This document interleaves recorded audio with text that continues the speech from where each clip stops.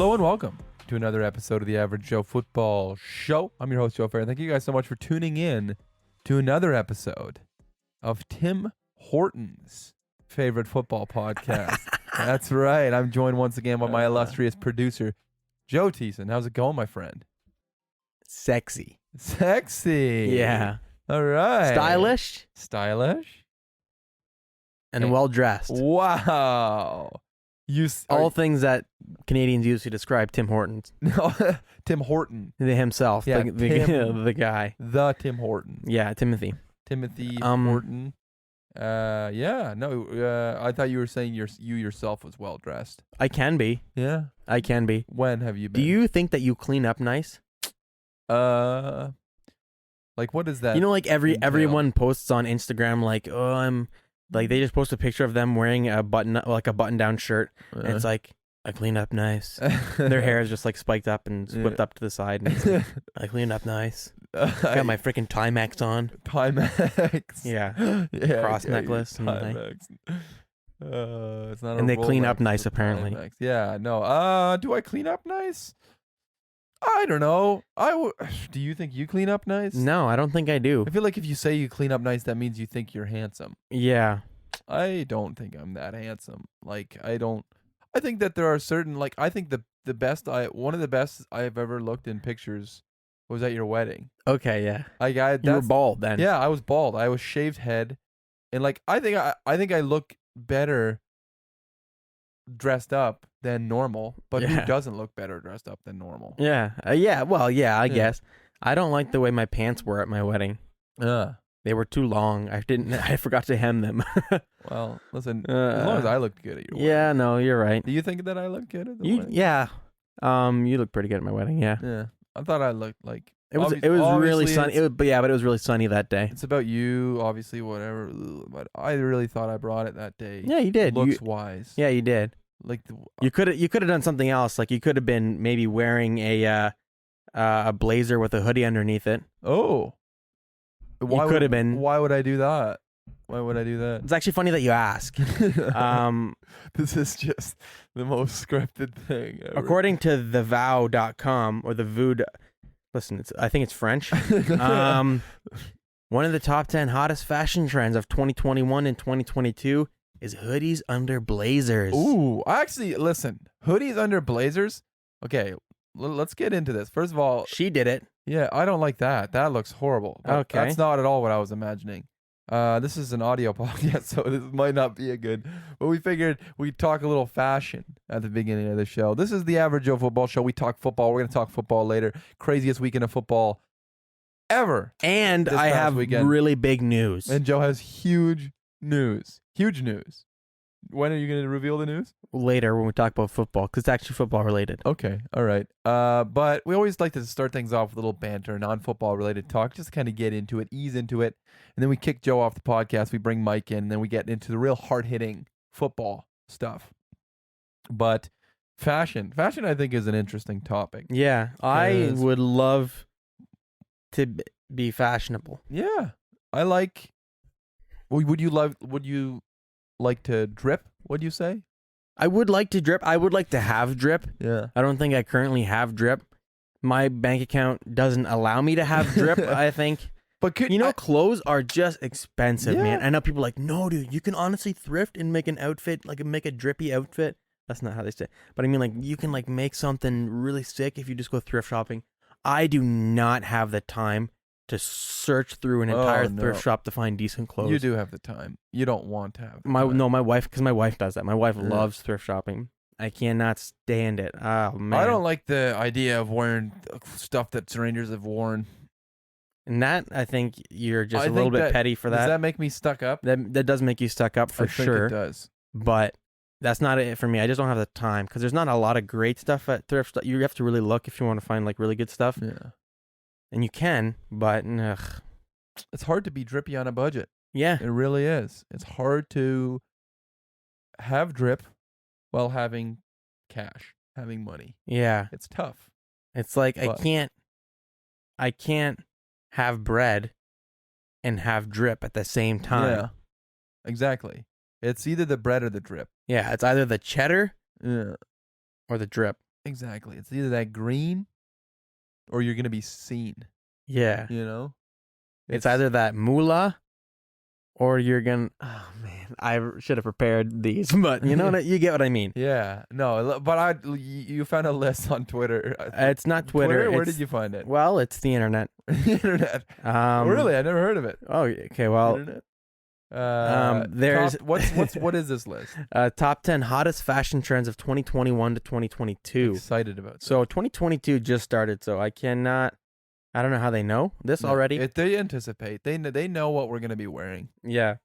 Okay, so I do want to get your opinion on the whole hoodie blazer thing. All right. I like this idea, like a hoodie underneath a nice blazer. I like the idea of wearing blazers more often. Yeah. No, where we live though. Like a suit jacket is what a blazer is, right? Yeah. Yeah. Yeah. No. But like here. Well, why? Why not? Well. But how do you do it with a hoodie and a blazer? Because the hoodie, oftentimes the blazer, the sleeves are a little short. So do you pull your hoodie sleeves? You have to get it specially made, man. Yeah. Another thing, yeah, I would think so. Okay. Yeah, I don't know much about that, but I like that idea. A nice black blazer and like a dark colored hoodie. I think that would look kind of nice. Yeah, the blazer obviously has to be over. You can't have like a nice, good fitting blazer and then have a hoodie underneath. You're gonna be like a freaking Michelin man. That's fair. I didn't think about that. It's actually a lot of work, probably. You have to get one fitted with a sweater. That's why only celebrities can do it. I'm serious, man. Yeah, because they don't wear the same thing twice. Yep. Not in public, at least. I noticed that about athletes too. They'll show up to games and they got their drip going on and whatever. It's like they're never wearing the same thing twice. No, that's what blows my mind. Is that when you're a celebrity, you have the kind of money that you don't have to wear the same clothes twice ever, unless you're at home. But like I saw something once way back that there was like some celebrity that was wearing the same pair of jogging pants. They were seen out in public twice in the same week or something like that with jogging pants. I'm like, oh my goodness, if people followed me around, the amount of times they would see me wear the same shirt and pants in a row, days and like, I mean, even throughout a month, like, I have favorites. I have 2 pairs of good pants. Yeah. That's it. And that's all I have. I also do the thing where if I have a shirt and it gets on top of the pile, that shirt, I will wear it, and then it gets washed, gets put back on top of the pile. Oh, I'll put that shirt back on. That shirt back on. I'll go through that same shirt. Well, I have my shirts hung up, so I don't really have that problem. I do too, but it's still like the front one. The front one. If it's just within reach, right now I'm wearing a tie-dye shirt. In jogging pants. Yeah, we're wearing actually the same jogging pants. I believe. Yeah, I don't think. No, they're a little different. You got Under Armour ones on. Yeah. This is actually the next on the list, right? It was tie dye and sweatpants. No, not quite.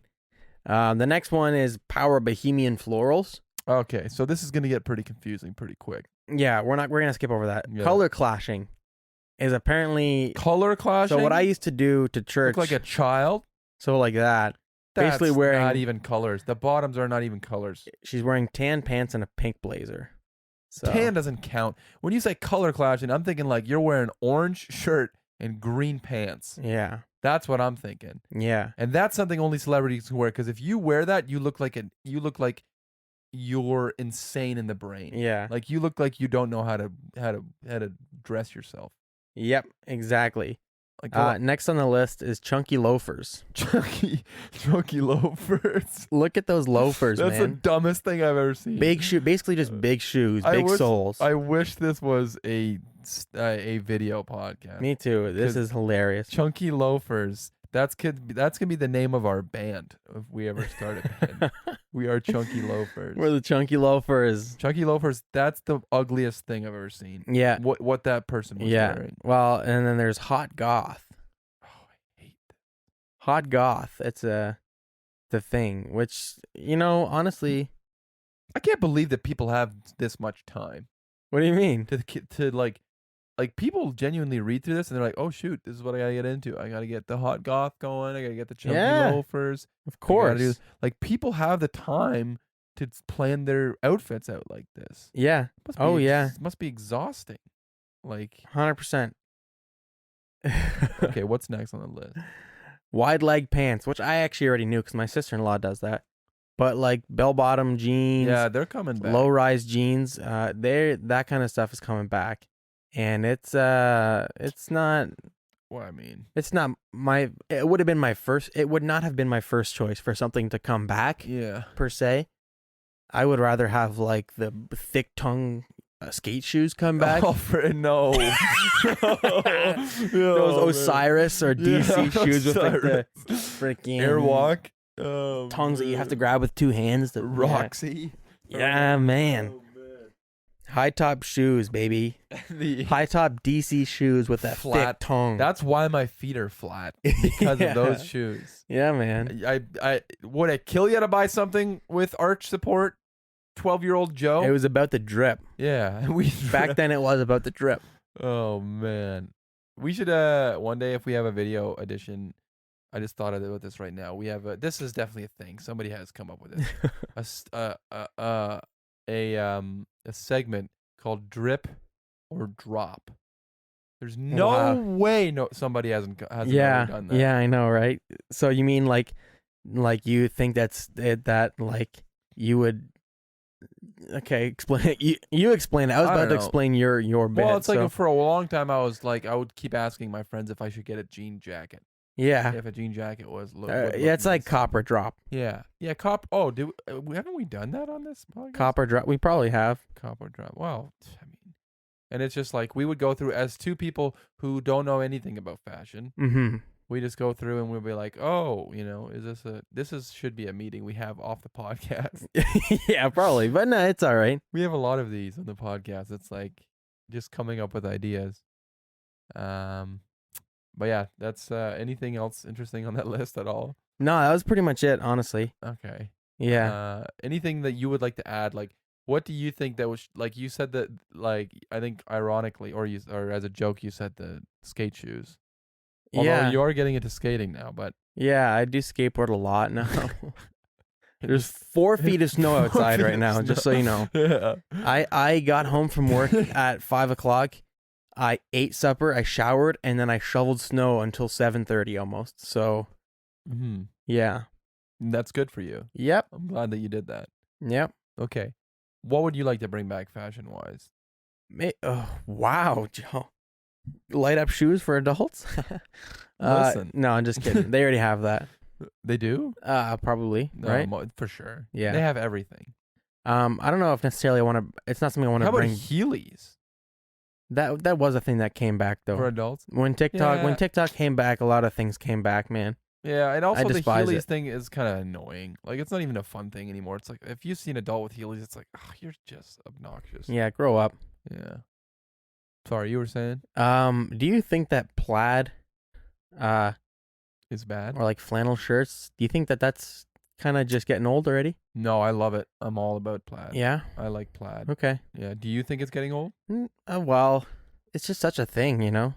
Yeah. Is it like, that's one of those things that transcends even like genders. Like plaid. What? Transcends genders. Like both genders wear plaid. Like it's one of the few things that like plaid shirts are a thing among everyone. It's a unisex thing. Unisex thing. Exactly. Yeah. Speaking of unisex things, let's bring back the Canadian tuxedo. You know what the Canadian tuxedo is? Yeah, I used to rock that in when I was 18. Yeah. In the summer of 2019, I rocked the jeans and the jean jacket? that. Jean jacket and jeans on. Why do I feel stupid when I want to do that? I don't feel know. like I shouldn't have to. Because the You problem definitely is shouldn't have most of my pants are jeans, yeah. and I like wearing a jean jacket. But as soon as I have jeans on, I don't want to put on a jean jacket. And it's like I don't want to have to feel bad for wearing a Canadian. Well, my tuxedo. jean jacket was like, it wasn't like a jacket. It was more like a jean shirt. It was like a denim shirt, like a dirt shirt, a dirt. like a a button, jer- like a- a button down, a denim button down. Something like it was one of those. Okay. And then you had jants on. I had jants. I did have jants. Yeah, jean And I had pants. Jews on too. My feet. I was walking in them. No. What? Careful. What? Please be careful. Actually, they were suede. Okay. So they were swoos. Smooth. Or just shoes, even. Could be just shoes. Yeah. Yeah. No. You think about jean... Wait, like, what do you... What? Huh? Nothing. What do you think about jean hats? Jats? Jats. Yeah. I like that. Jean hats. Listen. Like a denim hat? Oh, that's definitely a thing. I've seen that before. I've seen it before. I don't love it. I think it's all right. What about Jean hat? genies? What's that? Oh, jean beanies. Genies. What about bean genies, man? Genie beanies. Oh man, That would be uncomfortable. Imagine that, just like imagine like a starchy denim freaking toque, man. Just put on. It's like, cold winter day. Yeah, this cold denim, man. Because jeans get not cold. warm hat at all. Oh man, The coldest hat you ever worn. and it gives you a rash. It's not man. even nice. Your ears are chafed after you wear it. I can't imagine. Oh yeah, I cannot imagine. What about like Joves? Jean Jean gloves? Yeah. Okay, what are we doing now? I don't know. Jocks? Jean socks. Jean socks. Imagine just If you, putting on jean socks. oh my gosh, that'd be horrible. Your feet wouldn't fit in because they would get stuck on the I heel. know, they would. You wouldn't be able to. They don't stretch enough. Once you had that. Unless you got Wranglers. Yeah. Yeah. Oh, Levi's, the stretchy Yeah, Levi's, man. Levi's, exactly. They got the good stretch support. How for much? everything. Okay, sorry. How much? Maybe we can get into football after this. But how much do you think is too much to pay for jeans? Oh man, I don't even know. I don't buy pants very often, but like, how much is a jean? Like, I bought Levi's a while ago. I bought Levi jeans, and they were, I think, like $100. $100. They were probably like 90. I think they're like $90. Yeah, you pay a lot for jeans. One pair of jeans, That's man. too much. You think so? That's too much. I thought so too. Like, But they were really nice. It's not your fault. It's more Uncle Sam's fault that they. It is cost Uncle them. Sam or Uncle Tim and Uncle Tim. Uncle Tim. Yeah. Uncle Tim Horton. yeah, Yeah, no, $100 is a lot. Wow, I would for jeans. for one pair. And you're One only pair. and you're only supposed to wear them once a week. Give me a break. If I'm paying $100 for a pair of jeans, I'm wearing them every day. I'm gonna wear them. I'm gonna wear them a lot. Yeah. Yeah, no, that's insane. Yeah, I have a pair of Carhartt jeans. They're very expensive as well. Oh. Yeah, man. I know. I had to take out a loan to buy those stinking jeans.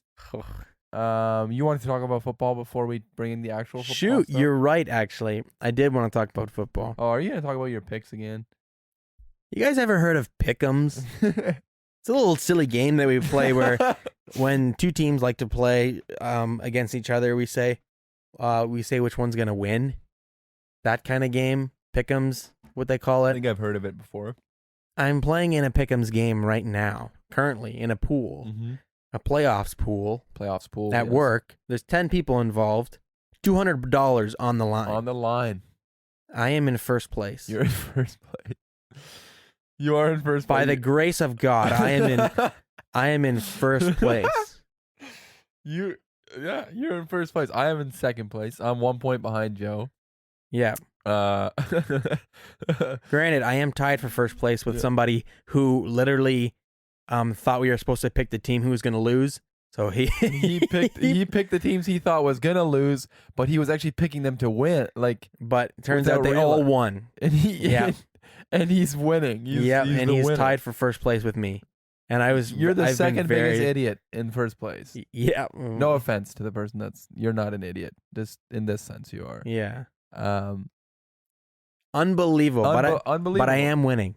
You're winning. So I don't know. I don't want to do a split. I don't want to split the pot. Well, man. I'm gonna win. So you cannot win. So I picked the 49ers to beat the Rams this week. Mm-hmm. And Joe picked the Rams. I guess to spoil the podcast. Little sorry. No, who cares? It's. I mean, you can talk about why later. Yeah, I picked the Rams, and we both picked the Chiefs. Obviously. And the Chiefs are both our Super Bowl picks, and if we get our Super Bowl picks right, that's 3 points. It's 3 points. Yeah, 1 point for. That's if they win or if they get to the Super. If they win the Super Bowl. If they win Super Bowl. So literally, if we were to just go chalk with our picks, let's say Joe loses, the 49ers won this week, I win the Rams, we would be tied and then it would go to the final game, and assuming the Chiefs are in the Super Bowl, we would both probably pick the Chiefs because we picked them to win the Super Bowl. Yeah, of course. You could big brain it, though, and you could pick the other team, try to go for the win. But then what? Wow. What happens if we tie, though? Do we have to split the pot 3 ways? We wouldn't tie.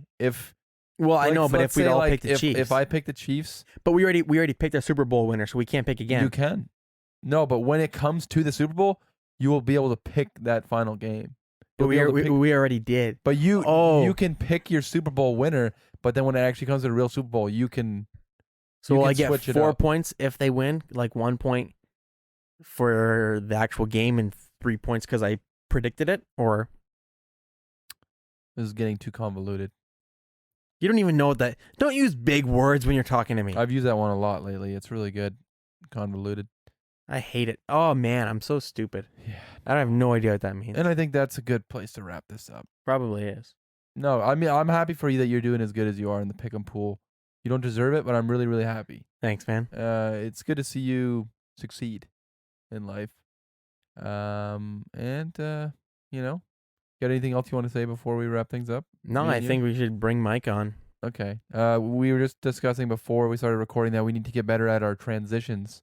Yeah, and now you're I feel like we're really careening towards a very bad transition. Well, right now. And it's not any better that you had to bring it up. No, and I did bring it up.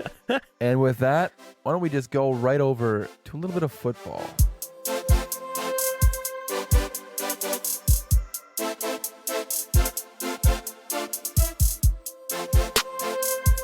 The playoffs, they march on after another fantastic week of football in the NFL. What might have been potentially one of the greatest, if not the greatest weekend of football, of sports, that I've ever witnessed. I'm joined, obviously, by my good friend and co-host, Mike. How's it going, Mike? How you been? And walk me through your experience with what was an insane weekend of NFL playoff football. Yo, what's up, guys? Welcome back to the pod. Hyped to be back, Joe. As always, grateful to be on here with you, speaking nothing but straight facts about our favorite sport, which is football. I would have to say by far the best week in football when it comes to multiple games. Like, it was fun to watch, even though my team's out, your team's out, a lot of people's teams are out. Yep. It was just, football was at its peak. I really enjoyed it. Had a lot of fun. I will say some of the teams I picked didn't do so hot. So that was that was not fun. But no, all in all, there was not a single game that was a dud. No. Especially, the final game, the finale, which we'll get into a little later. But Joe, I don't think we could have asked for a better weekend in football. What do you think? Oh, absolutely not. I know it's like recency bias, and it's like, it seems like we do this with everything, where it's like whatever the newest thing is, that's the best thing, and that's like the crazy. But this honestly might be the greatest weekend of football ever. Like it. Let me walk you guys through, for those of you that maybe don't know, just what makes this past weekend so special. It was, like you said, every single game, there was no duds. Like, it got to the point with the fourth game, it was supposed to be the best game. I was like, okay, this game's going to be a blowout because we can't just have this many good games. I was like, there's no way, but we did.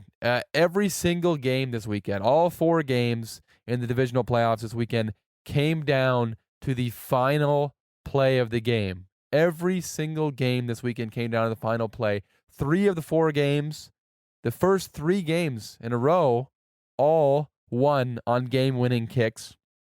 And then the final game was decided in overtime in somewhat controversial fashion, but we'll get into that later on. Both number 1 seeds knocked off in the same day, the first day of this weekend.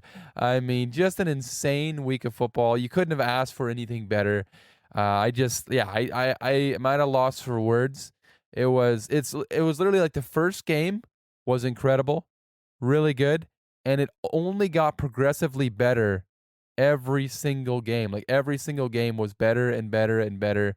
And yeah, why don't we just get into the games? We're gonna talk you guys through this past weekend, what happened in the NFL. We're gonna talk you guys through some winners and losers, like we do every week. Winners and losers of the divisional round. Then we're gonna get into next week. We have our conference championship set in stone. We're going to talk about previewing those matchups a little bit, some bold predictions for those matchups. We've been bringing you that every round of the playoffs, and we'll continue to do that every week. Well, 2 more weeks, I guess, of playoff football left, and then the Pro Bowl, but nobody watches that. So we're going to bring you that as well. But why don't we start things off with the first game of the weekend? It was the Cincinnati Bengals going into Tennessee to play the number 1 seeded Tennessee Titans, and the Bengals shock a lot of people by, it took them 31 years to get a playoff win, and it only took them 7 days to get their second playoff win because they win in a 19-16 low-scoring affair versus the number 1 seeded Tennessee Titans, who got Derrick Henry back. Mike, with Derrick Henry back, with all the hype around, I don't know if I want to say hype. I think a lot of people still were underestimating them, but a team that Tennessee that has won big games all season long. What went wrong for the Titans in this game, and what happened? How did we get to a 19-16 victory for the Bengals? First off, Evan McPherson had a massive game. I mean, we're talking about it was a rookie kicker. I think he kicked 4 field goals in this game. And before he kicked the finale, he said, "Well, boys, it looks like we're gonna go to the AFC Championship," which, I mean, balls of steel for that one. That was the most badass thing. I honestly thought this was the Titans game there down the stretch.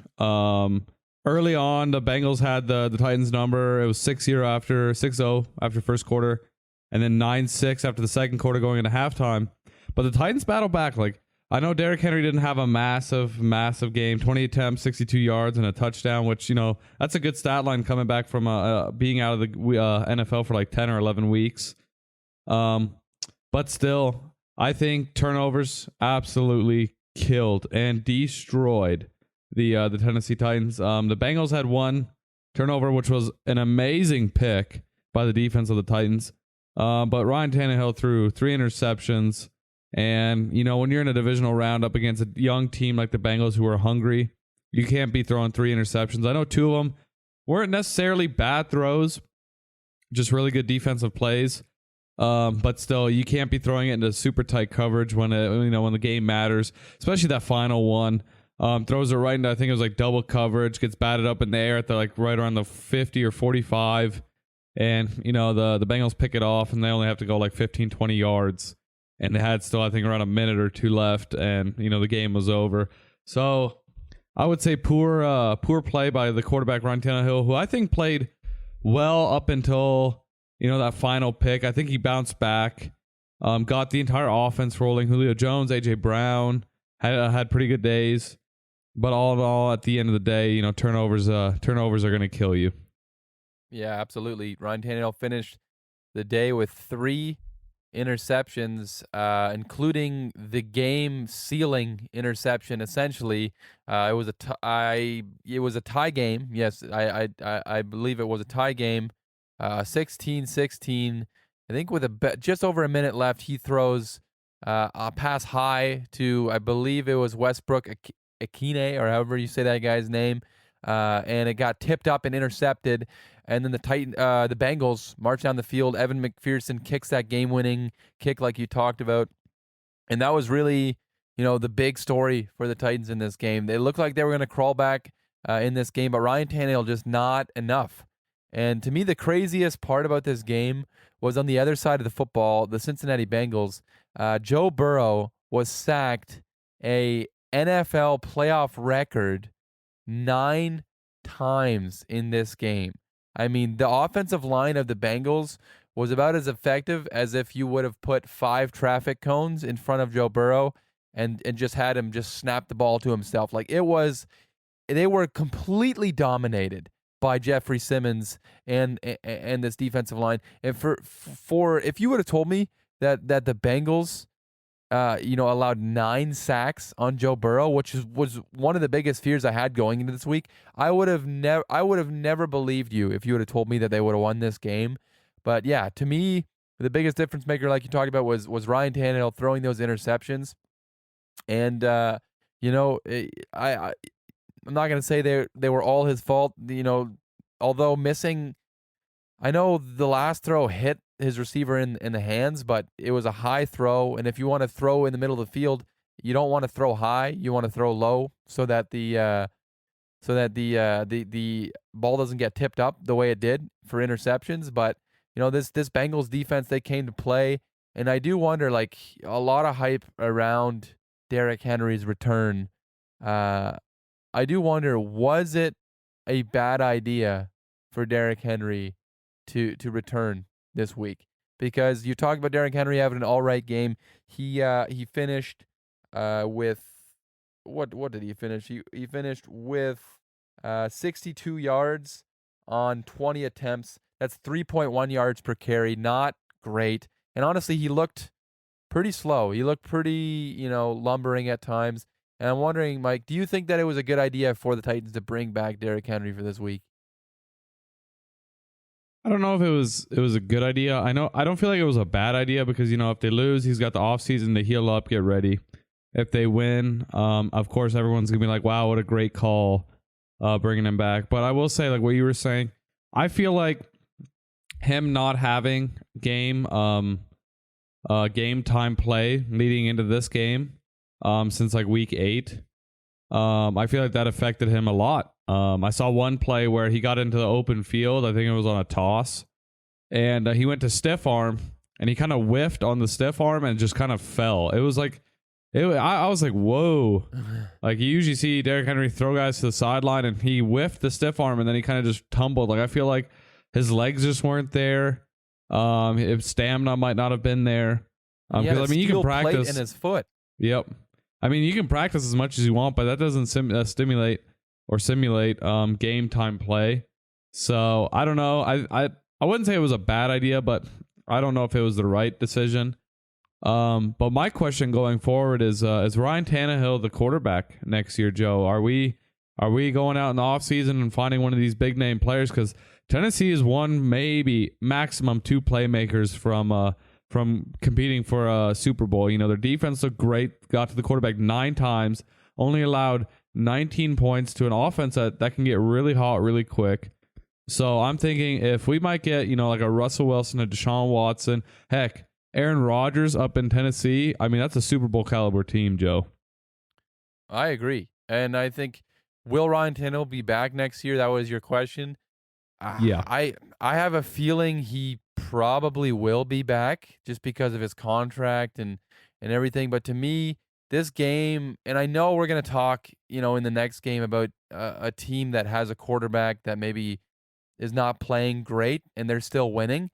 But to me, this game, it showed that if you want to take that next step, if you want to be that Super Bowl contender, you have to have an elite quarterback in the NFL.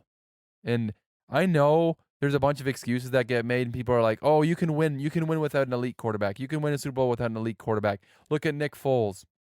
Look at Trent Dilfer. Look at Jeff Hostetler. Look at Doug Williams. Look at Tom Brady. Yeah, look at Tom Brady. All these examples. But to me, it's like, yeah, out of the 56 Super Bowls that we're about to see, I think it's about to be 56. This should be 56. I think it's 56. 5, 6, maybe 7 Super Bowls have been won by quarterbacks that are not considered elite. I don't like those numbers. Like, sure, it's possible to win a Super Bowl without an elite quarterback, but for the most part, having an elite quarterback is directly correlated with being a Super Bowl contender.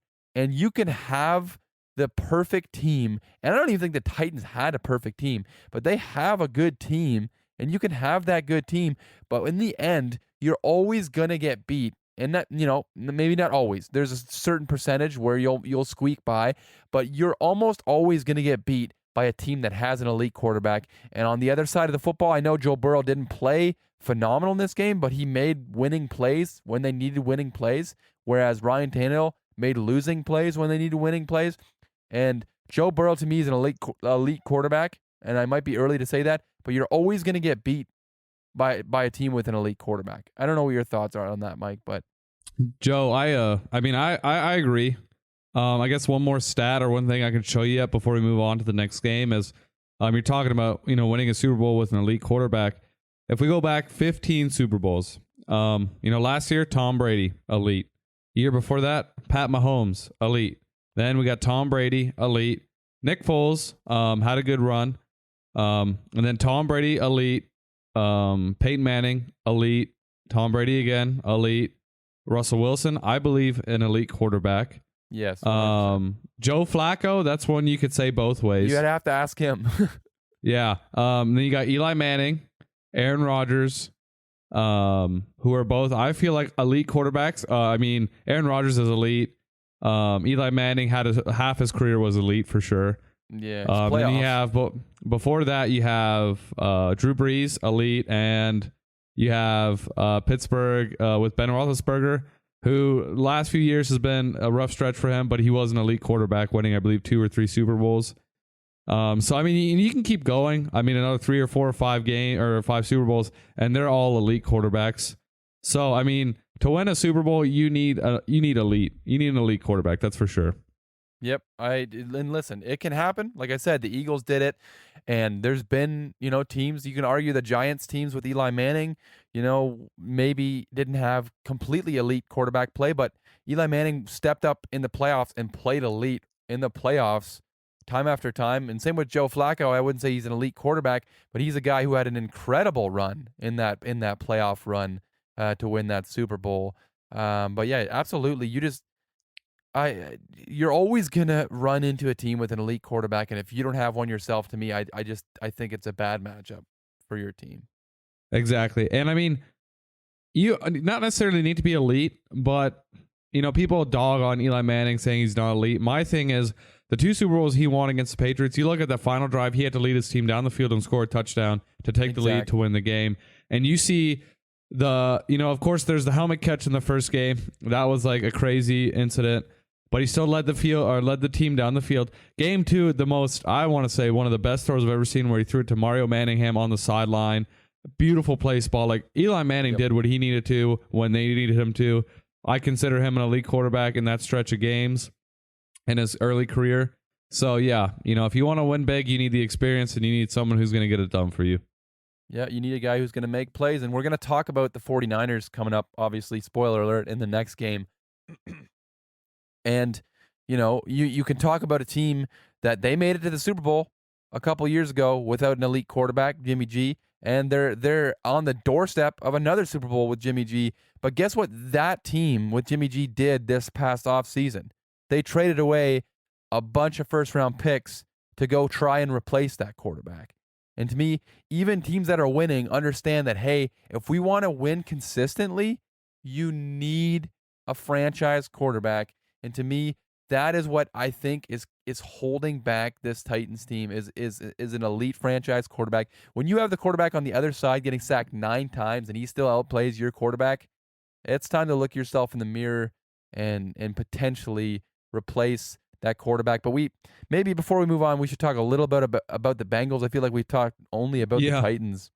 I feel like we do that every week. We talk about the losing team. Yeah, we're just pretty negative on the Average Joe Football Show. But no, the Bengals. Listen, this feels like the team of destiny right now. The Bengals are a team that honestly, I'm gonna say this respectfully, shouldn't be here. But I mean that in a respectful sense. Where we thought they were going to be at the beginning of the season, they shouldn't be here. They shouldn't be in the AFC Championship. They shouldn't have 2 playoff wins. But here they are. And, their slogan this offseason this postseason has been, why not us? And they're playing with that mentality. They're a young, hungry team with so much swagger. Like when your kicker has the amount of swagger that Evan McPherson showed before that game-winning kick, when he takes a little practice swing and says, "Oh, looks like we're going to the AFC Championship game." Like when that's your kicker, like imagine the swagger on that team for that to be your kicker. Like I'm really excited for this Bengals team, not only this year in the AFC Championship, but I think this is a budding team, a potential, brand new contender in the AFC. And this was an impressive performance with their backs against the wall, a tough game for Joe Burrow. But when it came down to it, like making that final throw to Jamar Chase, who had another incredible game. Jamar Chase is so incredible. This is a team that they're not supposed to be here, but you wouldn't be able to tell by the way they're playing so far in this playoffs. Yeah, no, Joe. I mean, the Bengals are just heating up, and they've been continuously heating up at the right time. Joe Burrow sacked 9 times, still goes 28 for 37, 348 yards. Didn't throw a touchdown pass. He did have 1 pick. But, I mean, he just won't go down, Joe. I mean, this guy, he's there for the fight. Joe Mixon, 54 yards on 14 attempts and a touchdown. Jamar Chase, 5 catches, 109. A young team who's just hungry. People count them out all year, have counted them out all year. But, I mean, I don't know. Why not them? Yep. They're a team with nothing to lose. I think that's why they're succeeding so much. Is because they don't have the expectations. Like a team like the Chiefs, if you don't make it to the Super Bowl, it's a disappointment. But for the Bengals, they're literally not supposed to be here. So they're playing with house money at this point. They got nothing to lose, and I love that about this Bengals team. No, I agree 100%. They're just at this point it's hey, if we win, everyone's gonna be rooting for us, everyone's gonna be shocked. If we lose, no one's really gonna be talking about it. Like you said, they're not that in a disrespectful way, but no one really thought they'd be here at the end of the year. And I think they have a dang good shot in the championship game. I really do. I think that they could hang on. I think that they can put up a fight, if not win that game. And I'm really excited for it next weekend.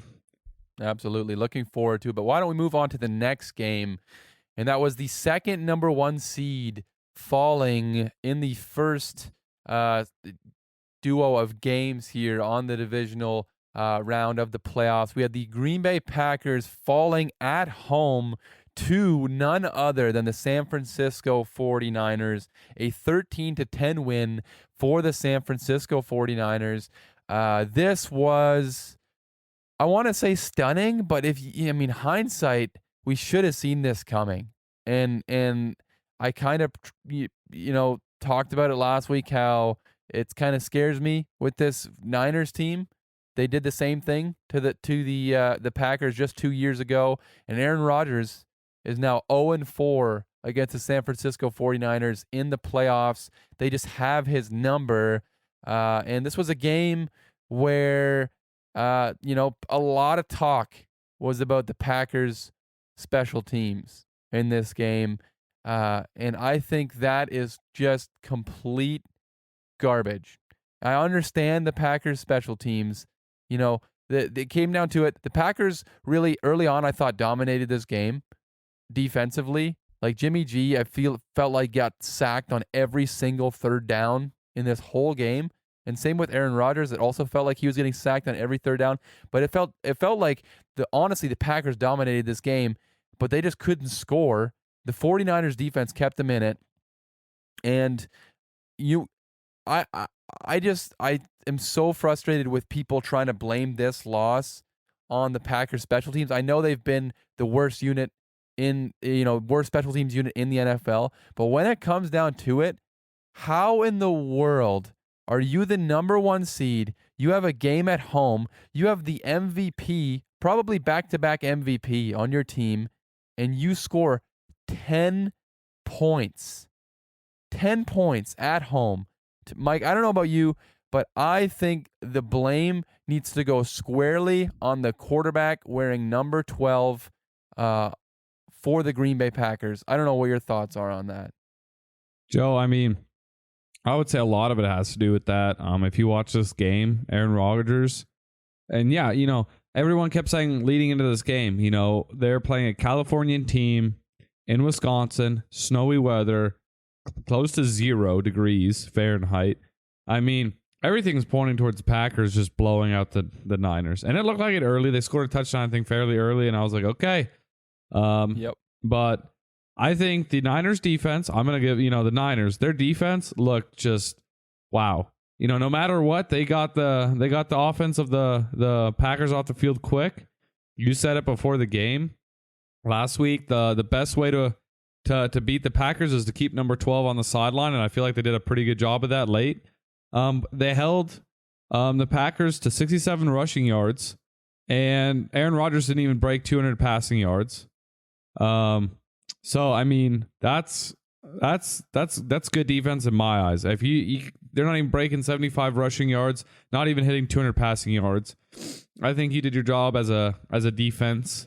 And then on the offensive side of the ball, the Niners, again, I said it time and time again, they're not going to beat you looking pretty. They're not going to put up, Jimmy G's not going to put up 300 yards, 2 touchdowns, no picks, complete 75% of his throws. He's going to come in when you need him to, make big throws, and do exactly just what you need him to. And they're late. Found George Kittle a few times. Deebo Samuel with a couple big runs. Kept the Packers off the field and essentially ran out the clock and kicked the game-winning field goal. So the Niners did exactly what they wanted to. They controlled the game defensively. Didn't allow Aaron Rodgers to really get comfortable. Right before the half, gave up a big play to Aaron Jones. And the Packers look like they're going to kick a field goal, go up, I believe it was at 13-3 at that point, and it gets blocked. And sure, we could sit here all day and talk about the special teams unit, but like you said, putting up 10 points at home in blizzard conditions against a team that's from California, you can't do that and expect to win. Yep. So offensively, I feel like defensively, the Packers played great. Offensively, absolutely terrible, especially when Devonta Adams and Aaron Jones combined for 97% of the receiving yards. Aaron Rodgers needs to get Lazard, Valdez-Scantling. I forget who their tight end is because I know Tunyon, I think, was out. But he's got to get everyone involved. And I get it was hard to catch. So, maybe he was trying and everyone was just kept, dropping the ball. But as a leader of the team, no matter how many times your guys drop it, you got to be in their face telling them, look, we got this. Come on, let's keep it going and keep feeding them the ball. Eventually, they're going to make plays, Joe. Yeah, I think just a real quick stat that blew my mind. You talked about maybe it was receivers that were dropping the balls. No, this was Aaron Rodgers. I looked up the targets in this game, and this seems almost unbelievable. Like, I almost didn't believe it. I had to double check this. So Aaron Rodgers in this game, he completed 20 passes in this game. He was 20 for 29, 225 yards, no touchdowns, which is unbelievable to not even score a stinking touchdown when you're supposed to be. Man, I gotta relax. But he targeted. These are his targets in the game. He targeted Aaron Jones 10 times in this game. He targeted Devonta Adams 11 times in this game. And he targeted everybody else 2 times. 2 targets. One went to Alan Lazard and one went to Mercedes Lewis.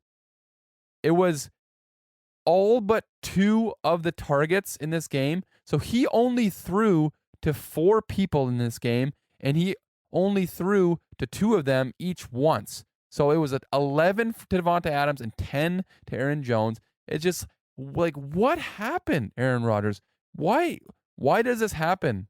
Why can Aaron Rodgers never win a big game? Like, why has he not won a Super Bowl since 2012? And I want to make it clear, I feel like Aaron Rodgers is such a controversial person right now in the NFL because you either hate him because he's not a left-wing robot like everybody else in the NFL, or you make excuses for him until the cows come home. Oh, he doesn't have the weapons. He's got too many people injured on his team. They never build around him. I like to think that I'm somewhere in between. I like Aaron Rodgers. I think Aaron Rodgers is a great quarterback. However, I mean, he's got to be held accountable at some point. You are supposed to be the greatest thing since sliced bread. Like, you're such an amazing quarterback, and you haven't made a Super Bowl since 2012. Like, and to have the 49ers come in, not score an offensive touchdown and still win? Like, what is going on, Aaron Rodgers? And to me, I think he's done in Green Bay after this game, and I'd love to know your opinion on that. I honestly think that this game, because he doesn't hold himself accountable, he's gonna blame everybody else for this, and he's gonna go find somewhere else to play because it's just not working. They continue to lose in big spots week in and week out, Mike. And I'm curious, what do you think? Do you think this is the last game we saw Aaron Rodgers play for the Green Bay Packers? I believe so, Joe. I think that Aaron Rodgers takes some time, maybe misleads a lot of people, kind of like he did last year in the offseason, make it sound like there's no way he's returning. But I think this time he does leave. There's plenty of teams out there that are looking for a quarterback this offseason. And I'm not a big conspiracy theorist. I did say it early on, Joe. Imagine Aaron Rodgers takes the Packers somewhere. Actually, I said imagine Aaron Rodgers just has a bad season and ruins the Packers' chances. But now I feel like imagine Aaron Rodgers takes them deep into the playoffs, only to just choke away, just to be like, look, this is what you get. I'm not a believer in that. There, some people probably are. I think Aaron Rodgers is done in Green Bay. I think that time and time again they've gotten far. First round, bye, first seed, get knocked out. Didn't even score more than 10 points in a divisional round game against a team that didn't even score an offensive touchdown, and they lost. I don't see why stay. Like, yeah, if you want to be a homer, if you want to stay with one team for your entire career, that's great. That's cool. But with all these other teams building up, why not go somewhere, try to do what Brady did, win 1 or 2 rings, and then retire happily? Like, I mean, I wouldn't see why not when, a lot of teams are looking for quarterbacks, Joe. But yeah, no, I feel like Aaron Rodgers does need to be held accountable. You cannot be hosting in Lambeau Field, one of the most historic stadiums, talk about how, the NFL has to go through effing Green Bay, and then, put up 225 passing yards. Of course, he had 225 passing yards, but if you take away the sacks, it brought it down to under 200. But yeah, no touchdowns and only target everyone outside of your running back and best receiver twice. You just can't do that, especially when you're the most likely back-to-back MVP. I don't know if he will be MVP, but Aaron Rodgers, can't have that. But I mean, on the other side of the ball, kudos to Jimmy Garoppolo, George Kittle, Deebo Samuel, Kyle Shanahan. They did exactly what they wanted to in this game, Joe. Hold the Packers to almost nothing and just do enough to get away with a win. That way they can go back to California next week and play in the warm weather and show the NFL that when it comes to better weather football, that this is going to be a team that's going to run down your throat and they're going to be scrappy and they're going to get wins when they need to. And I think next week's going to be a lot of fun. Absolutely. Next week is going to be a good time. And one final note, congratulations to the 49ers. They've been such a surprise team, and it's crazy that you talk about this team from California, how they go into Green Bay, and they look like the team that's built to play in the cold. They look like the team that's ready to beat you up when you'd think it would be the team that's from Green Bay. And I don't want to hear any excuses. Oh, it was a blizzard outside. It was cold. How can Aaron Rodgers pass in this? He's played there for like 20 years.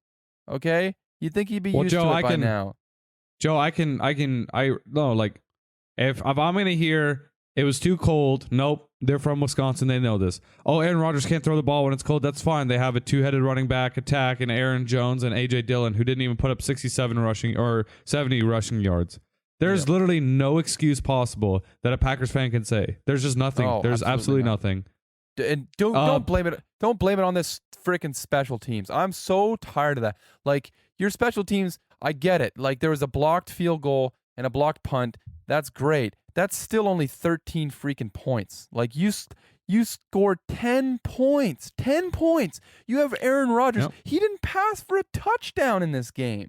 One Aaron Rodgers touchdown, and those two special teams blunders, they mean nothing. That's all you need is one Aaron Rodgers touchdown.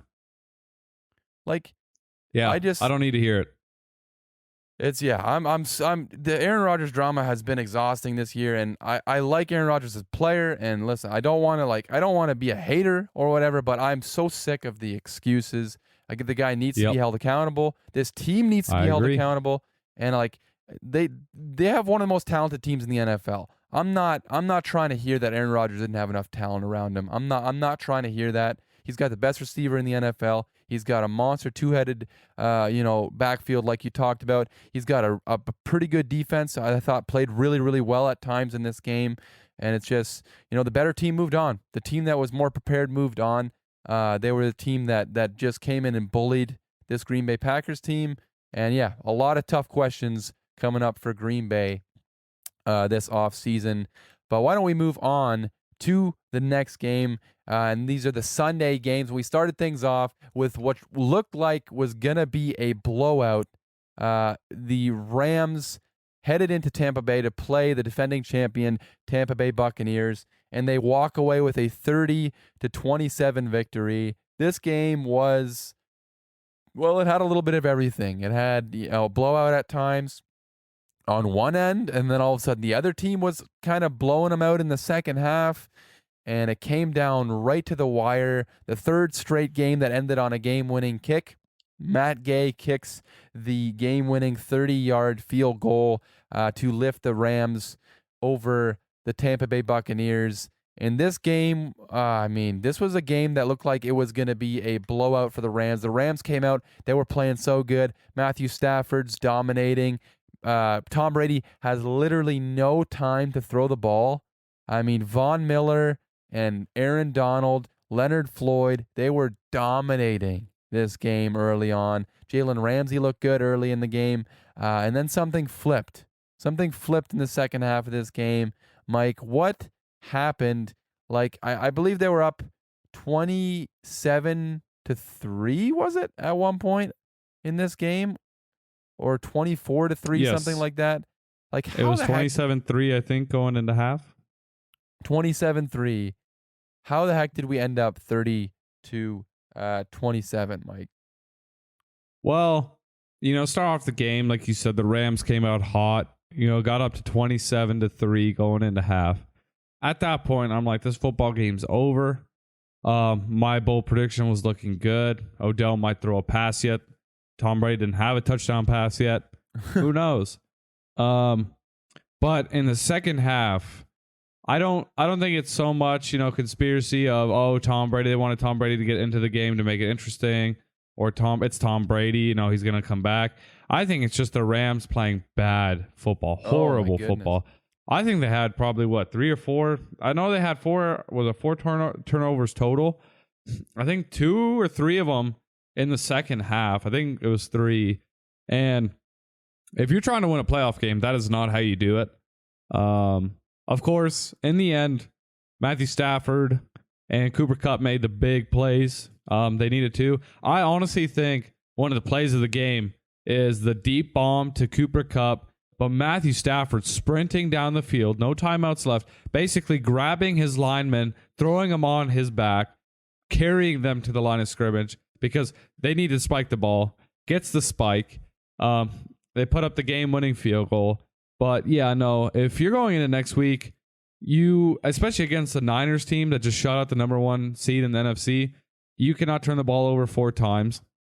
So they need to clean up their turnovers. The Rams do. Other than that, I feel like they played very well. And then on the other side of the ball, you got the Bucs who made a run there late. Brady came out hot in the second half. Did most of his damage in the second half. Same with Mike Evans. And there's a lot of rumors swirling that this could have been Brady's last game. He could be retiring. I want to know your thoughts on that yet, Joe. But no, I mean, from the beginning, if the Rams lose this game, it would have just been embarrassing by the Rams to go and spend all that money just to put up a big number and get blown out in the second half to lose. But no, I believe this was the Rams' game to win. And the Bucs really had no chance all the way until like the final few minutes of the game. But yeah, kudos to the Rams. But Joe, what's your thought on TB12 hanging it up after this one?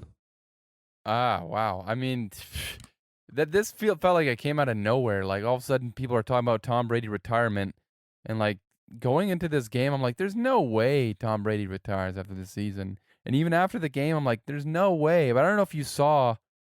I was just on Twitter, and Tom Brady was on his podcast talking about this. I guess it came out this evening. This is Monday that we're recording. He was basically talking about how, we all know Giselle, his wife, has wanted him to retire for years, since like 2017. And he's talking about how, like, she doesn't like seeing him get beat up. And he's talking about his kids and saying things like, he needs to do what's best by them. And honestly, this is the closest I've ever heard to Tom Brady sounding like he's going to retire. Like, I don't know. I think if I had to put money on it, I still find it very hard to believe that this is how Tom Brady's going to end his career. I feel like we'll see him at least one more season, but I'm stunned like how much, like, he's never really gotten to the point where it sounds like he's accepting retirement. And I don't know what your thoughts are on this, or if you think he's going to retire, but I don't think it's going to happen yet, but it is definitely, I think, closer than it's ever been. Yeah, no, that's a good point. I don't know, Joe. The contract's up. I don't know if he resign. If my thing is he's either retiring or he's going to sign a 1-year deal with Tampa Bay to play one more season, and then announce like this will be his final season. Because he can't play forever, and especially he had a hot season, put up some monster numbers, but as going into the playoffs, he didn't look as hot. The team was pretty beat up, lost some of their core receivers. So either they go out and try to get one or two big name players on the offense, sign Brady to a 1-year deal, and let him finish like that, or he's done. I never thought Brady would end without a Super Bowl, but at the same time, like, I just what more does he need to give us? We've seen so much out of him already. So if he does retire, I wouldn't be surprised. But I mean, we'll have to find out. I believe Man in the Arena, the final episode, comes out right before free agency. They're doing that, I think, on purpose. They're holding on to that final episode till then, and a lot of people are speculating that's where he'll make his final decision. So we'll just have to kind of wait and see in the off season for what he plans on doing. But at the end of the day, it was one of those. It was a fun game to watch. I really enjoyed watching the Rams and Bucs, and I'm pumped to see what Matthew Stafford and that $1 million team they put together, what they do next week in the championship round, Joe. Yeah, 100%. I do want to real quick talk a little bit about Matthew Stafford. You've talked about him a little bit. I want to say this was an incredible game by Matthew Stafford. He went out and showed why they paid what they did to go get Matthew Stafford. This was a legacy game for Matthew Stafford. This is probably the best game of his career. Like, that throw that he made to Cooper Kupp, like that you talked about, where he was running down the field, like taking his offensive lineman, he took an absolute shot from Ndamukong Suh on that gain to Cooper Kupp, and to make that throw, it was an incredible throw, and he got hit. And, he played mistake-free football. He didn't throw an interception. He didn't fumble. He balled out in this game, throwing 2 touchdowns. He finished with 366 yards, 2 touchdowns, like I said. Just an incredible game. And you talked about late, like the Rams, the Rams almost blowing this game. And I know a lot of people want to talk about, Tom Brady almost came back in this game. And me and my buddies that were watching this game were like, the whole time, we're like, Tom Brady's going to come back. He's going to find a way to come back. When Tom Brady does this, we always think, it can't happen. I do want to say, I think we might be giving Tom Brady a little bit too much credit in this game, because, listen, he made some great plays down the stretch. However, the Rams, it seemed like they wanted to lose this stinking game. Like, it came down the stretch, and you talked about, like, they fumbled 4 times and lost all of the fumbles. You had Cam Akers fumble twice, including a devastating fumble at the near the end of the game that ended up tying up the game later on when the Bucs marched down and tied up the game. You even had Cooper Kupp, who had an incredible game. He had over 180 yards receiving. He fumbled and lost a fumble in this game, and then you had the snap over, that was incredible. Like, they stopped the Tampa Bay Buccaneers on fourth down. You're thinking, okay, now it's over. And the very next play, the Rams center snaps it directly over Matthew Stafford's head. And it was just like the Rams looked like they were scared of their own shadow. Like they were playing terrified. They took the ball out of Matthew Stafford's hands. They tried to run the ball. It looked like they were just like, please, Mr. Tom Brady, don't come back. Don't beat us, please. It looked like they were terrified. Like Sean McVay curled up into a ball, and they can't do this next week, or if they make it to the Super Bowl, they cannot make these mistakes because somebody will make them pay. Whether it's Deebo Samuel and Jimmy G next week, and Kyle Shanahan, being the awesome play caller that he is, or whether it's Patrick Mahomes or Joe Burrow in the Super Bowl, you cannot play scared down the stretch. You got to stay aggressive, and you can't make these mistakes. But overall, I don't think a lot of blame goes to Matthew Stafford because I don't think he was the reason that they almost collapsed in this game. I think he was the reason that they won this game. And yeah, just an incredible performance by Matthew Stafford. And I think Sean McVay, you need to stay aggressive late in games. But speaking of aggressive, why don't we move on to the final game, Mike? Wow. I mean, what is there to say about the Chiefs versus the Bills? In case our listeners have been living under a rock, Mike, why don't you introduce this game? Let us know, what happened in what was really billed as the premier game of this weekend. I don't know if any of you listeners remember, I believe it was 2 or 3 seasons ago when the Chiefs played the Rams, and we got to witness one of the greatest football games of our lives. I believe the score is 54-50. Yes. This game topped that, in my opinion.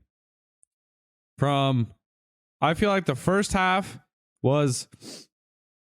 I feel like the first half it was fun to watch, but it wasn't overly exciting. I mean, it was a 14-14 game going into half. So, I mean, we all figured it would turn up in the second half, and boy, did it. I mean, going into the third quarter, we had a 21-23 football game. Fourth quarter hits, and I believe each team nearly scored more points in the fourth quarter than they did throughout the rest of the game. Bills putting up 15, and the Chiefs putting up... Actually, the Chiefs put up 13. I thought that was 19. But that's with overtime. But still, I mean, just a ridiculous game. It went, I feel like each defense just could not stop the offenses in this game, Joe. So you kind of had the feeling going down the stretch that whoever was going to have the ball last was going to win the game. And, as fun of a game as it was to watch, I have a few things I would like to talk about. First off, shout out to the Chiefs. I've been a hater all year, Joe. Wow. You know it better than anyone. I've been so critical of them, and they started the season off so poor. And to bounce back and get all the way to the championship game for the 4th year in a row and do it in just, dominating fashion. I'll say shout out to the Chiefs. And, that final drive, one, I will not understand why the Bills didn't squib kick it to try to knock off 2-3 seconds. And then after that, why not rush 3, drop 3 safeties, and then you got, 5 defenders floating around in the middle of the field? Because, 13 seconds left in the game. All Pat Mahomes has to do is get 40-something yards, which, doesn't seem like the easiest thing to do with the way the Bills have been playing defense. But they rush 4, I think drop 3, and the first ball goes to Tyreek. Easy 20-plus yard pickup. And then the next one, Travis Kelce's literally wide open, 10-15 yards down the field. Boom, another easy completion. They're past field goal range. They're already if they wanted to, they could have taken a shot at the end zone just to try to win the game. I know it would have been dumb, but they were that close already. So I don't get the defensive play calling going down the stretch leading into overtime. And then in overtime, if you're the Buffalo Bills defense, I believe they were the number 1 overall rated defense going into this game. If you're that Bills defense, you cannot just allow the Chiefs to go down the field on back-to-back, or the drive before, go down, kick a field goal, then the drive in overtime just to march down the field, make it look easy to score a touchdown. You just can't do it. You guys have been talking big since the Patriots game. You know, you're here for vengeance, you're here for blood, and to just constantly allow the Chiefs to march down and score, which I get the Chiefs are a tough offense, but you gotta show for it. Josh Allen literally I think, had one of the best performances by a quarterback, if not one of the best performances by a quarterback. And he gave up everything to try to win this game, converted on multiple 4th downs, and, you know, at the end of the day, had to sit on the bench and not even get to touch the football in overtime. So that kind of sucked to watch. But nope, shout out to the Chiefs for winning this game. I think them going up against Cincinnati Bengals next week is going to be absolutely crazy, and I can't wait to watch. But yeah, by far one of the best football games I've ever seen in my life, Joe. Yeah, and I have written down here in my notes, like, is this the greatest game ever? And that might be a stretch. I know it's recency bias and all that, but this definitely is up there. Like, it is definitely a contender for the greatest game I've ever witnessed. And this was just two teams with offenses that were just clicking on all cylinders. And it's funny because both these teams at some point during the regular season, we were like, oh, what's wrong with these offenses? Why are they not what they were last year? We were worried, and especially with the Chiefs, we're like, is this team ever going to be, good again? Are we ever going to get the old Chiefs back? And that seems so silly to talk about now. But yeah, this game went back and forth, and this is another game that showed just how important, in my opinion, an elite quarterback is. Because both these two quarterbacks in this game went absolutely berserk, and two of the best quarterback performances of the entire season of my football viewing experience. No turnovers in this game by either team.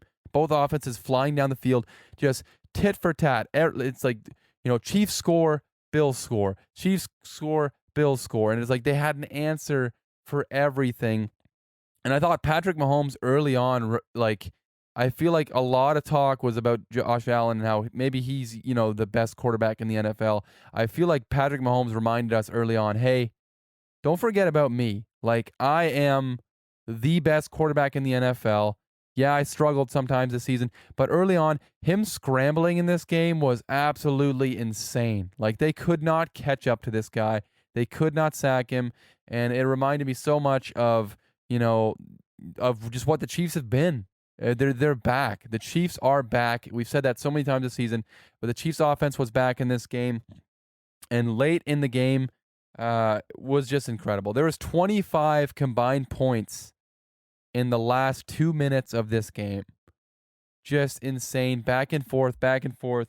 You had Buffalo at one point had a 29-26 lead. So this was with about 2 minutes left, a 29-26 lead. Kansas City then scores a 64-yard touchdown to Tyreek Hill with about a minute left on the clock. And I remember saying to the people I was watching with, I was like, that's way too much time. Way too much time for Josh Allen. And the Bills, I thought, played it perfectly. And they had what looked like the game-winning touchdown on a 4th and 13, I believe it was, to Gabe Davis, who, quick shout out to Gabe Davis. I mean, the Chiefs never once monster game. That's borderline an understatement. Like, the Chiefs never even thought of covering this guy. He had 4 touchdowns, over 200 yards receiving, and he scores the game, what looks like the game-clinching touchdown with 13 seconds left. 13 seconds, Mike. That is something that I've been repeating to myself all day. Every 5 minutes in my head, I just repeat 13 seconds is what they left the Kansas City Chiefs. 13 seconds they left the Chiefs and Patrick Mahomes. It's unfair that 13 seconds is too much time to leave Patrick Mahomes. It's unreal. No, I agree. It's it's and I know you can talk about the squib kick, and I agree. I don't know if it should have been a squib kick or like a sky kick, like just kick it high up in the air short, and that probably would have been a good play too.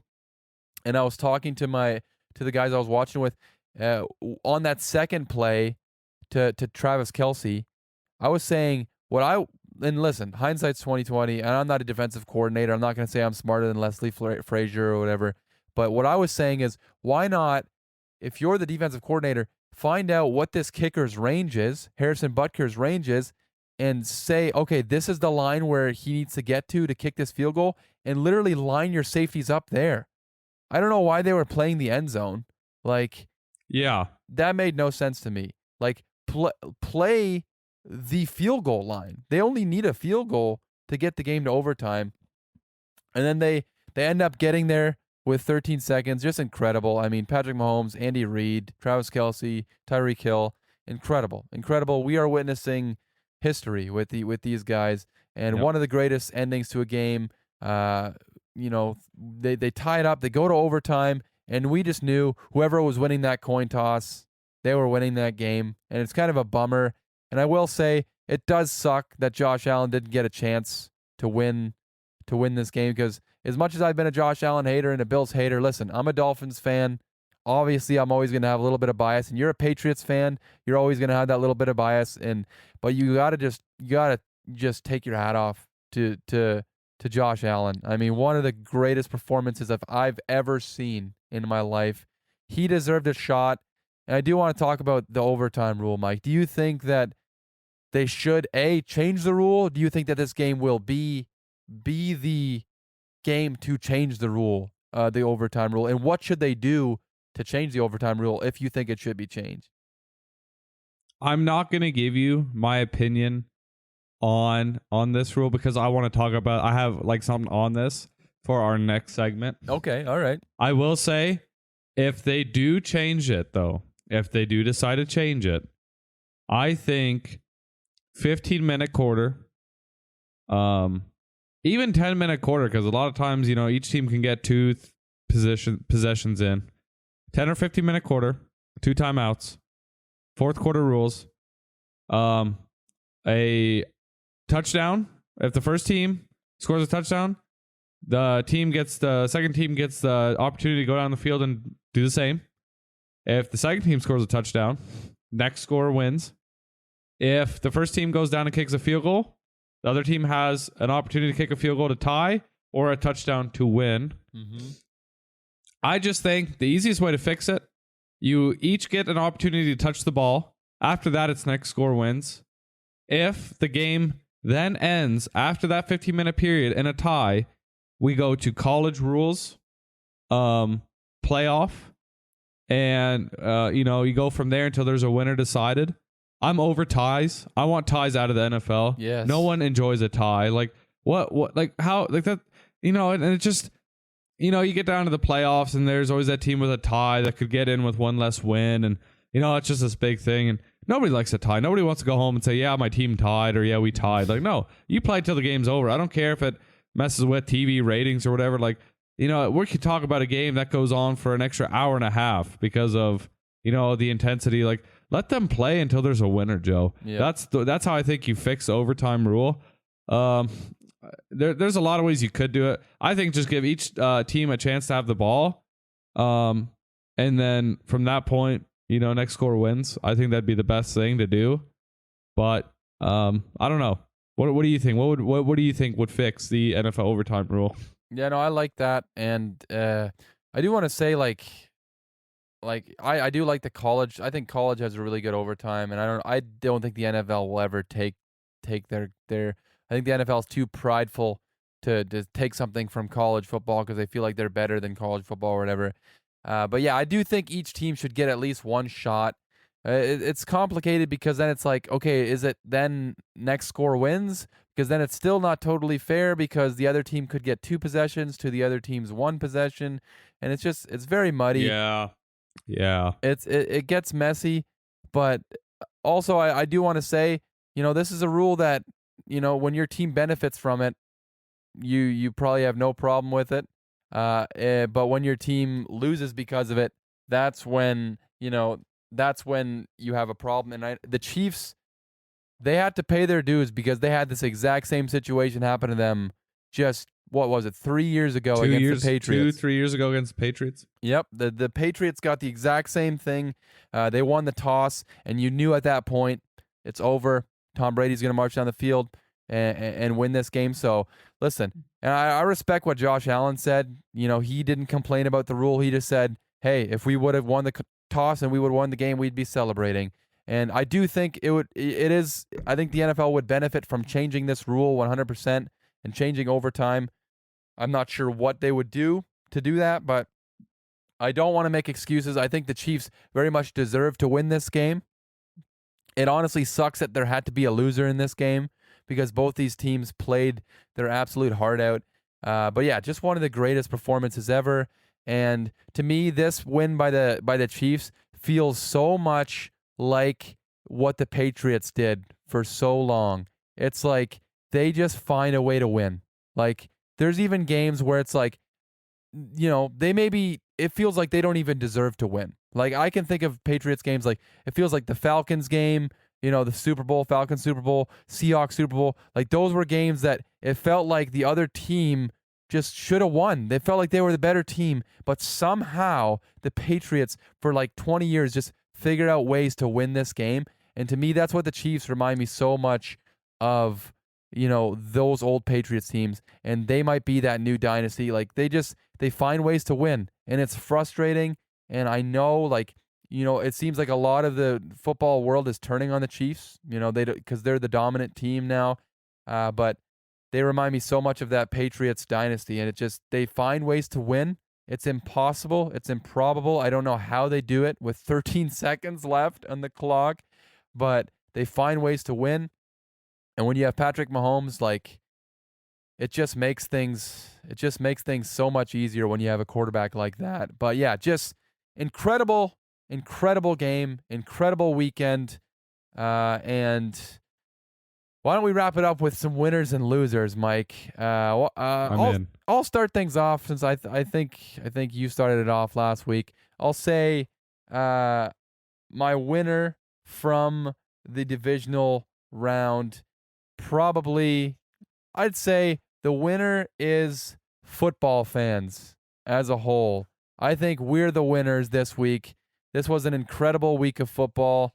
Really made me, remember why I love watching football, why I do it. Just an incredible, fun week. Every single game coming down to the last possession. So I think football fans as a whole are winners. And my biggest loser from the divisional round, I think it's got to be the Green Bay Packers. I mean, you're the number one seed. You had all this hype coming in. Aaron Rodgers, potential back-to-back MVP. To me, you're absolutely the biggest losers. You should have won this game. You should be in the NFC Championship. You should probably be in the Super Bowl. And the thing that sucks the most for Packers fans and for the Packers organization is this is going to stir up all the Aaron Rodgers talk again. Where's he going to go? Where's he going to play next season? And, another season without a Super Bowl, despite having the next, not the next best thing, but the best thing in Aaron Rodgers. He's, Mahomes before Mahomes. He's this big deal. But yet, hasn't been a Super Bowl since 2012, and just another disappointing end for the Packers. So that's my biggest loser, Mike. Why don't you give us your biggest winner and loser from the divisional round? Yeah, Joe, those were really good picks. I think both of them very well done. My biggest winner this week, I'm going to go with NFL officiating, Joe. All right. I feel like there was not a single game, at least that I can remember, that was swayed heavily by refs, that was decided by one or two big reffing calls. And I'll count that as a win. I can't remember one play that I was like, no, that was a bad call. It was such a horrendous call. How can you make that call? I think in general, the refs did a great job this week. I've been very hard on the refs this year, and I think they finally listened and just let the players play. Of course, if your team lost this weekend, you're going to be like, well, the refs did this, refs did that. But, I mean, I thoroughly enjoyed every game, and I believe that the refs did a great job. So kudos to the refs. They get to be the biggest winner this week. And my biggest loser, Joe, here we go. The NFL overtime rules, and this is why. Not because I don't think that I don't agree with them. If you win the toss and you get the ball, your offense needs to go down and score. And if you're on the defense, you have to come up with a big stop. You cannot say it's not fair that our offense didn't get a chance. No, your defense had a chance to stop the opposing offense. Especially when you have the number 1 ranked defense going into that game. You can't complain about the rules. You need to get a stop big for your team, which you failed to do multiple times in that game. So I think the rules are fine. I agree with the rules. But the reason I'm calling them my biggest loser is the fact that we did not get to see Josh Allen get back on the field, go down. I would have been down. I would have paid to watch another hour and a half, 2 hours of that game, Joe. I mean, it was just the funnest thing one of the funnest games I've ever seen, if not the funnest game to watch. So I think that the reason the overtime rules are the biggest losers because it did not allow Josh Allen to get back on the field, go down, score a touchdown, and we could have done this over and over and over again, and I would have enjoyed it all the way till midnight because it was just such a fun game. But those are my winners and losers, Joe. I love it. I agree 100%. It's, the rules are the rules, and that's why I do want to, I don't want to take any credit away from the Chiefs because they absolutely deserve to win. And I think the rules thing may be getting a little bit too overblown. Like, obviously this is going to happen. We want to see Josh Allen, and it sucks that we didn't get to see Josh Allen. But yeah, the defense is, that's part of the football team. You got to make a stop. And we know the overtime rules. That's how it's been.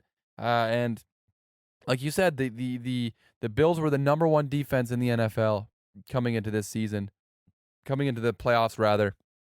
And it's not like they weren't given a shot. You could have made more plays during the regulation of the game. And I do agree. I see people saying it's not fair that Josh Allen didn't get a shot, and I don't think that's the right wording. I think it is fair. That's the rules. That's how it works. That's how it works for everybody. Does it suck? Absolutely. 100% it sucks. But the rules are the rules, and you can't change it just because, it was one of the best games you've ever seen. But yeah, 100% really good winners and losers. Speaking of winners and losers, we're going to have a couple more winners and losers next week. Why don't we preview a little bit next week's games? We are at the conference championship games now. Just 4 teams remain. A couple of teams that we expected to be here. A couple of teams that I think we would both be pretty stunned if you would have told us mid-season that these 2 teams would be here. We have the first game on the schedule, the AFC Championship, hosted by the Chiefs for the 4th straight season. The Kansas City Chiefs are hosting the AFC Championship game. Incredible feat by them. I mean, just really good. They remind me so much of early Patriots, just domination constantly in the AFC Championship. And this game should be so exciting. What are you looking forward to watching in the AFC Championship game?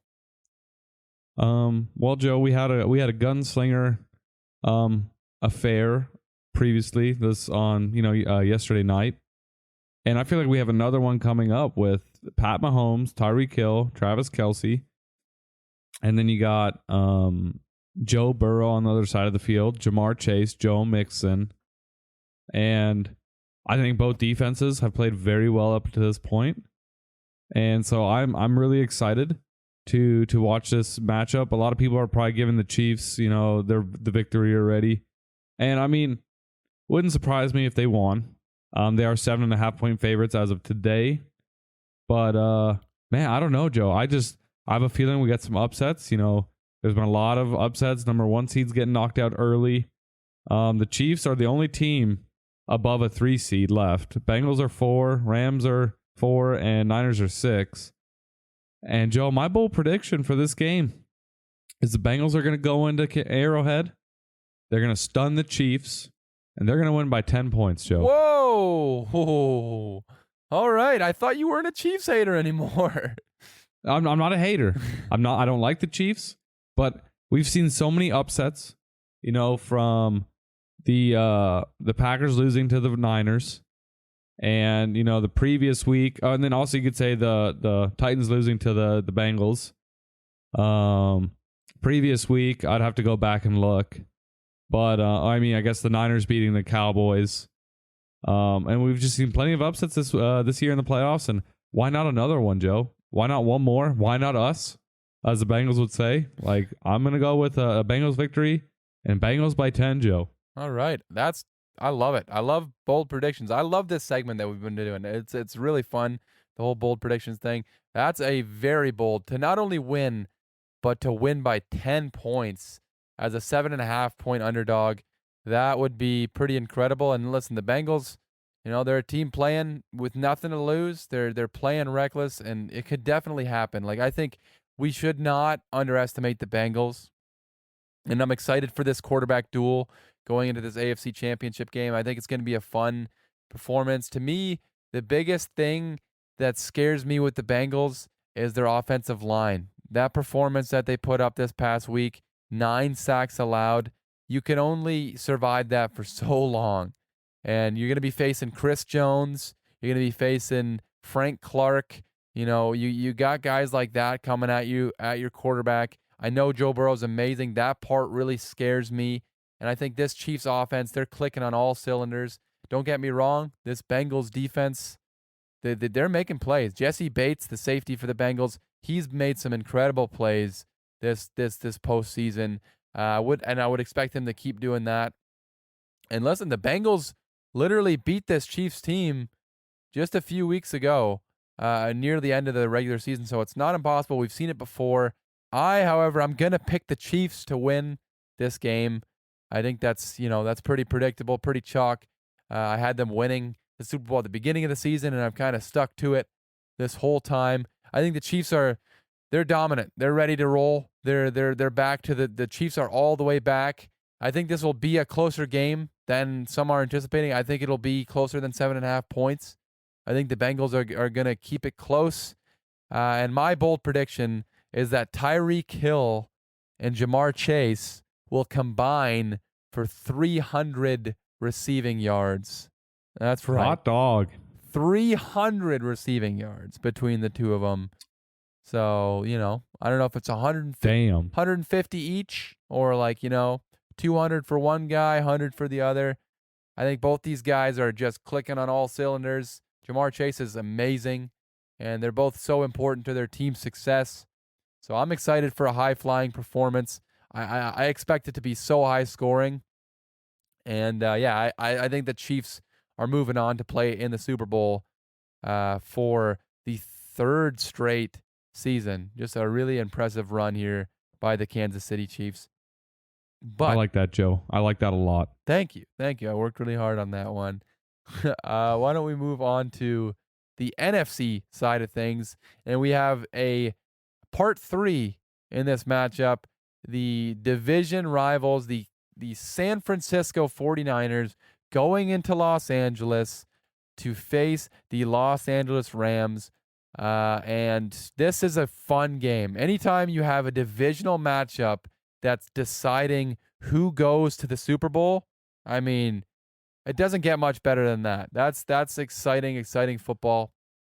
And the Rams, I mean, the 49ers have had the Rams number for a while now. Sean McVay has never beaten the San Francisco 49ers in his tenure in Los Angeles. He is 0 for 6 against Kyle Shanahan. They beat them twice this year. They had a huge comeback in Week 18 to get themselves into the playoffs. So this, if ever there were a time to break this streak, now would be the time for the Los Angeles Rams. This is another game that I think, the San Francisco 49ers, they match up really well. And it's another game plan. They have to have the exact same game plan they had this last week. What's the best way to beat the high-flying offense of the Rams? Is to keep number 9, who's playing amazing football, keep him off the field. Run the ball with Deebo Samuel, with Elijah Mitchell, keep the ball out of their hands, short completions. Jimmy G just can't make mistakes. Don't make mistakes. Just shorten the game. Don't allow Matthew Stafford to get heated up. I think that's going to be the key.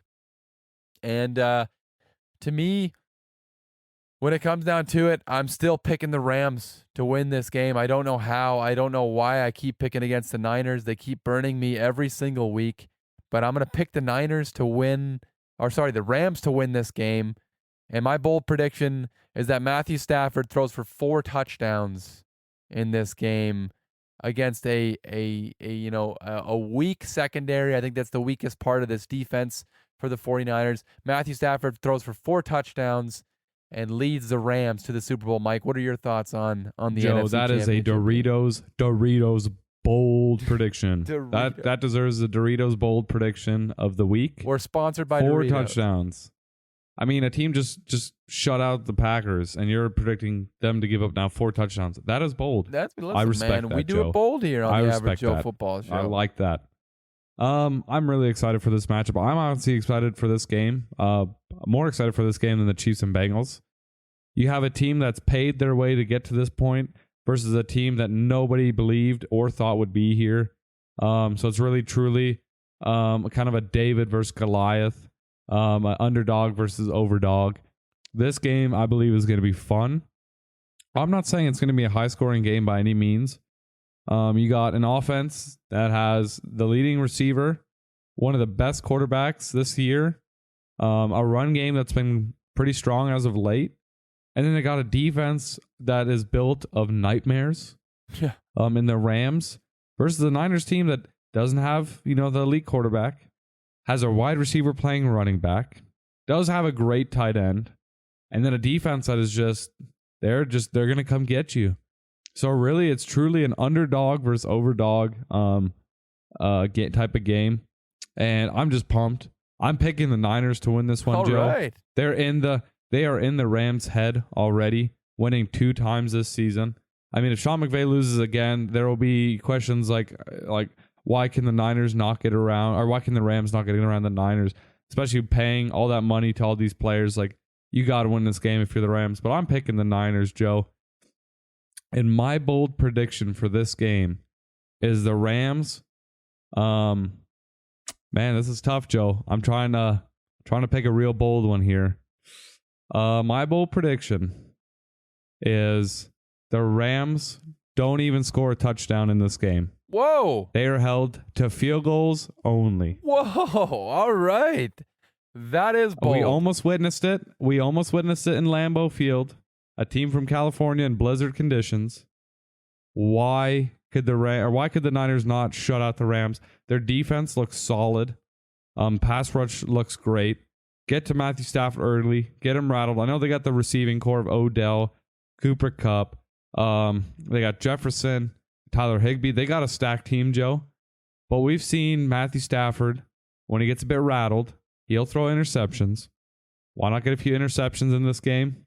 Completely shut down that offense and not allow him to even score a single touchdown. I'm telling you, that is bold. I'm pretty sure it's not going to happen. But I'm rocking with a Super Bowl prediction. The Niners don't even allow a single touchdown. That is bold. Doritos bold. That is, I feel like you just tried to one-up mine, and I think you absolutely did it. That is a bold prediction, and interesting that we have complete opposites for a Super Bowl matchup. So if your predictions are correct, we're going to have a Bengals versus 49ers Super Bowl, which would just be unreal. I mean, it's a Super Bowl rematch. We saw it we didn't see it. We weren't born yet, but we're Joe Montana versus the Bengals back in the day. And if my prediction's right, we got the Rams versus the Chiefs. That matchup gets me really excited. I'm super excited about that potentially happening. But yeah, I think that's a crazy bold prediction. I find it very, very hard to believe that's going to happen. Very opposite from my bold prediction: 4 touchdowns by Matthew Stafford compared to no touchdowns. I think if it's going to happen, like if your bold prediction is going to happen, it's going to happen because Andrew Whitworth is injured on that Rams O line. They're a little bit shaky there. They have their O-line, I think, is one of the biggest weaknesses of that team. And then you got Nick Bosa coming off the edge, and all those pass rushers on that line. Eric Armstead. They brought in Charles Omenihu halfway through the season. He's playing well, and if they're going to do it, that's going to be how they're going to do it. And definitely a fun matchup coming up. Sean McVay needs to pick up this win to get himself back in the Super Bowl. But looking forward to it, Mike. It's was an incredible week of football, our weekend of football this past week. We hope you guys enjoyed it. I'm sure you guys enjoyed it as much as we did, and I hope you guys enjoyed this podcast as much as you enjoyed the divisional round of the NFL playoffs. If you guys did, make sure you give us a 5-star rating on Apple Podcasts and on Spotify. I believe they just added the whole 5-star ratings on Spotify too. So please, what are you doing? If you're listening to the show and you're not giving us a 5-star rating, come on. Give us a 5-star rating. Give us a review. You can write whatever you want in the review. Just give us a nice review. Follow us on Instagram and Twitter @_AverageJoeShow. Mike, before we go, you got anything else you want to say to the listeners, to our loyal listeners of the Average Joe Football Show? Yeah, I actually have. It's a funny story. Joe, I don't know if you can see. I'm wearing a football team t-shirt. I did see for all you listeners out there. No, I'm not a fan of the Washington football team. I entered in a flag football tournament maybe 2 months ago, and I told my buddy that our team name needs to be the Caucasian Invasion. And my buddy said that is highly racist. And he changed the name to the football team. And I wasn't game, but I was like, I'm gonna be a meme. And I bought a Washington football team T-shirt, and I wore it on the day of the flag football tournament. Everyone thought I was that guy who was terrible at football and just bought a team shirt. Meanwhile, I'm pretty good at football. I did it just for fun. And Joe, that is why you're seeing me wear a football team shirt. It is for a flag football tournament. I figured you'd probably be wondering that all day, but I did. I figured I'd just let you know. I was wondering about that, and I was going to ask you about that, but I kind of forgot. So is that shirt a Washington football team shirt? It is. Okay, all right. I love that. That you guys had a name that you thought was racist, so you changed it to the football team. Oh man, you guys are kind of like the Redskins, man. It's just, I mean, we were following right down the path. Yeah, you guys decided you weren't ready for a total name change, so you needed a placeholder for your flag football tournament. Yep, exactly. That's hilarious. Exactly. That's great. I love it. Listen, I don't know how I'm going to top that. I don't know what else to really say.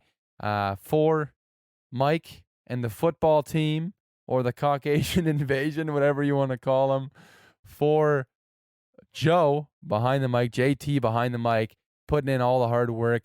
For myself, we're excited for another great weekend of football. Conference championship games. We're going to find out who's playing in the Super Bowl coming up to the end of the season.